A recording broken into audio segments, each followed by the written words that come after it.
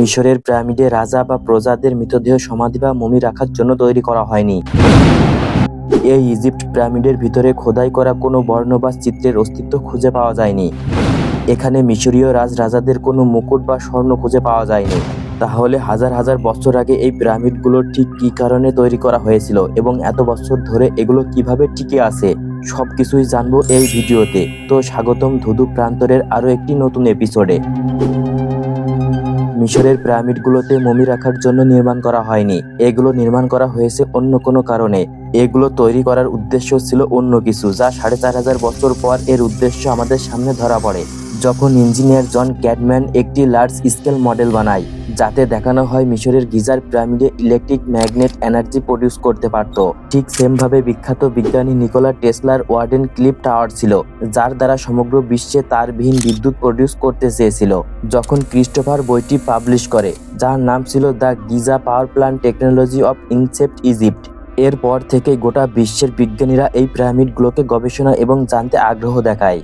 আর এদের মধ্যে কিছু বিজ্ঞানীরা বিশ্বাস করতে শুরু করে আসলে পিরামিডগুলোর ভিতরে কোনো মমি রাখার জন্য তৈরি করা হয়নি। আগে বিজ্ঞানীরা বিশ্বাস করত মিশরের পিরামিডগুলোকে মমি রাখার জন্য তৈরি করা হয়েছে। আপনি জানলে অবাক হবেন যে এই পিরামিডগুলোর ভিতরে একটিও মমি খুঁজে পাওয়া যায়নি। এই পর্যন্ত যত মমি পাওয়া গেছে কিং ভ্যালি থেকে, এই পিরামিডগুলোর মধ্য থেকে কোনো ওয়াল পেন্টিং বা চিত্রলিপিরও সন্ধান পাওয়া যায়নি। শুধু তাই নয়, যখন মিশর থেকে কোনো রাজার মমির সন্ধান পাওয়া যেত তখন সমাধি চেম্বার থেকে অনেক আর্টিফিশিয়াল পাওয়া যেত, যেমন সোনার কফিন, সোনার প্রাণী, সোনার আসবাবপত্র এবং অনেক অলংকার পাওয়া যেত। সেই সময় প্রাচীন মিশরীয়রা মনে করত এগুলি তাদের রাজাকে মৃত্যুর পর দেবতাদের সাথে কমিউনিকেট করতে সাহায্য করবে, কিন্তু গিজার পিরামিডের ভিতরে এমন কোনো কিছুর সন্ধান পাওয়া যায়নি। গবেষকদের মতে এই বিশাল পিরামিডগুলো তৈরি করতে 1 লক্ষ শ্রমিক 20 বছর ধরে কাজ করে এই স্ট্রাকচারটি নির্মাণ করতে সক্ষম হয়। যদিও বিজ্ঞানীরা এখনও সঠিক তথ্য দিতে পারেনি যে এগুলো কিভাবে নির্মাণ করা হয়েছিল। এদের মধ্যে কিছু পাথর 5 টন ওজনের, অর্থাৎ একটি স্কুল বাসের সমান। আর এই পাথরগুলো গিজা থেকে 150 কিলোমিটার দূরে টোরো শহর থেকে আনা হয়। কেবল 2-4টে পাথর নয়, 23 লক্ষ পাথর এখান থেকে আনা হয়েছিল। আর এত ওজনের পাথর নিয়ে আসার জন্য সে সময় কোনো ট্রাক ছিল না। যদি বর্তমানে এই সময় এই কনস্ট্রাকশন কাজ করতে হয় তাহলে ট্রান্সপোর্ট কোম্পানিকে অনেকটা সময় ব্যয় করতে হবে, কিন্তু তারা এই অসাধ্য কাজটিকে করে দেখিয়েছিল। টোরো আর গিজার মাঝে বয়ে যাওয়া নদীর জন্য নৌকার সাহায্যে পাথরগুলো আনতে পেরেছিল।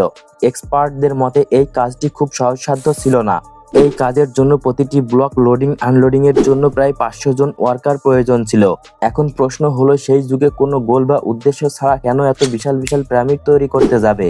এই বিশাল ত্রিভুজ আকৃতি স্ট্রাকচারের ভিতরে রাজার প্রসাধনায় কিংবা রাজার কোনো সমাধিও করা হয়নি। এই কারণে বিজ্ঞানীরা বিভিন্ন তথ্য দিতে শুরু করে। এর মধ্যে একজন হলো নিকোলা টেসলা, যিনি একজন মহান বিজ্ঞানী ছিলেন। বর্তমানে আমরা যে টেকনোলজি ব্যবহার করছি এর মধ্যে 80%ই তার অবদান রয়েছে, যেমন smartphone, wifi, AC, electric supply. এসব আইডিয়া কেবলমাত্র নিকোলা টেসলার মাথা থেকেই বের হয়।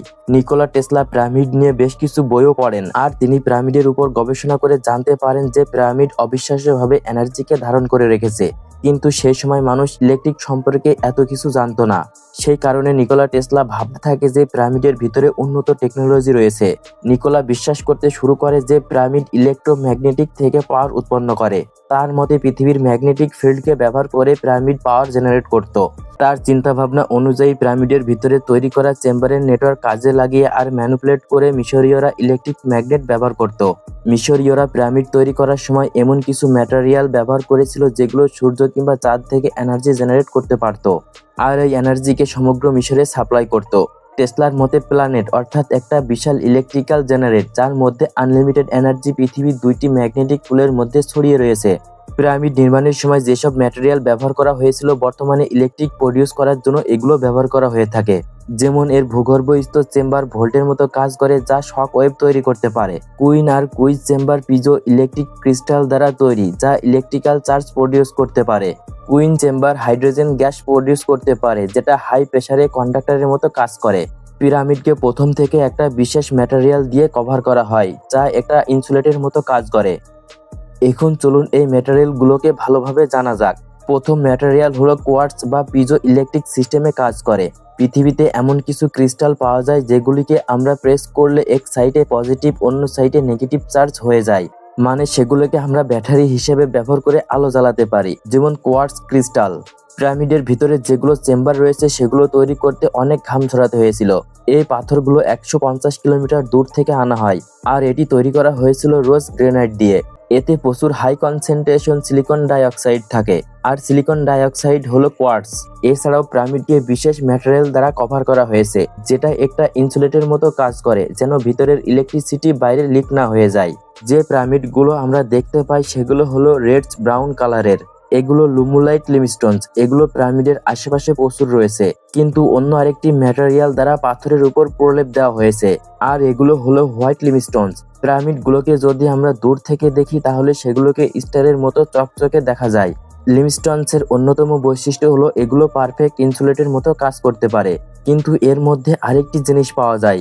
1993 সালে গবেষকরা পিরামিডের ভিতরে ছোট একটি গর্ত দেখতে পায়, আর তার ভিতরে একটি ছোট্ট রুম আবিষ্কার করা হয়। এই নতুন রুমটিতে 2011 সালে রোবোটিক ক্যামেরা দিয়ে এক্সপ্লোর করা হয়, আর এই রুমের নাম দেওয়া হয় দ্য কুইন্স চেম্বার। গবেষকরা এর ভেতর থেকে হাইড্রোজেন গ্যাসের সন্ধান পায়। কুইন্স চেম্বারের ভিতরে দুটো শাফট আছে। উত্তর শাফটে হাইড্রোজেন অ্যাসিডের খোঁজ পাওয়া যায়, আর দক্ষিণ সাইডে জিঙ্ক ক্লোরাইড এর সন্ধান পাওয়া যায়। আর এই দুটোকে যদি আমরা মিলিয়ে দিই তাহলে হাইড্রোজেন গ্যাস উৎপন্ন হবে, যেটা হাই প্রেসারে কন্ডাক্টরের মতো কাজ করবে। এছাড়াও মেন পিরামিডে 335 ফুট পর্যন্ত একটি ভূগর্ভস্থ চেম্বার পাওয়া যায়, যেটা ভোল্টের মতো কাজ করে। পিরামিডের উপর একটি মেশিন পিস আছে, আর এটাই কোনো কন্ডাক্টিভ ম্যাটেরিয়াল নেই। প্রচলিত মতে মিশরীয় পিরামিডে ক্যাপিস্টন সবচেয়ে মূল্যবান জিনিস ছিল, কিন্তু কেউ জানে না এই ক্যাপিস্টনের সাথে কি হয়েছিল। অনেকে বলে ঝড় বা ভূমিকম্পের কারণে এটা ভেঙে পড়ে যায়, আবার অনেকেই বলে এটা নাকি সোনার তৈরি। যদি এটা সত্য হয় তাহলে থিওরি অনুযায়ী এই পিরামিড পাওয়ার প্ল্যান্টের মতো কাজ করতে পারত। বিজ্ঞানী জন বলেন, যদি কোনো সার্ফ দিয়ে ভূগর্ভস্থ চেম্বারে পানি জমে যায়, আর যখনই সেই জল ভাল্ব পর্যন্ত পৌঁছে যাবে তখনই ভাল্বটি ওপেন আর ক্লোজ হতে থাকবে, আর শক পেয়ে কোয়ার্টজ ক্রিস্টাল পর্যন্ত পৌঁছবে তখনই এয়ার রাইনাস হতে থাকবে। আর পিরামিডের টপের উপর নোটিশ করে বলা যায় যে পিরামিডটি তখন ইলেকট্রোম্যাগনেটিক জেনারেট করতে পারবে। এখন প্রশ্ন হলো এই জলটা কোথা থেকে আসে। সেক্ষেত্রে কিছু গবেষক মন্তব্য করেন, বর্তমানে নীলনদ, যেটা পিরামিড থেকে অনেকটা দূরে রয়েছে, সেটা আজ থেকে 5000 বছর পূর্বে পিরামিডের কাছ থেকে বয়ে যেত। টেসলা এই প্রিন্সিপালের উপর ভিত্তি করে ওয়ার্ডেন ক্লিফ টাওয়ার নির্মাণ করতে চেয়েছিল। অনেকে আবার টেসলার এই টাওয়ারকে পিরামিডের সাথে তুলনা করে, বিশেষ করে যখন এই বইটা পাবলিশ করা হয়। টেসলার এই টাওয়ারটি 57 মিটার উঁচু ছিল। উপরে যে মেটালটি রয়েছে সেটা 20 মিটার, আর এই টাওয়ারের নিচে 36 মিটার খনন করা হয়েছিল। টাওয়ারের নিচে 6টা আয়রন পাইপ ডিল করা হয়েছিল। শুধু তাই নয়, এই টাওয়ারটিকে একে অপরের উপর ডিল করেছিল, আর এখান থেকে গ্রাউন্ড ওয়াটার নির্গত হতো।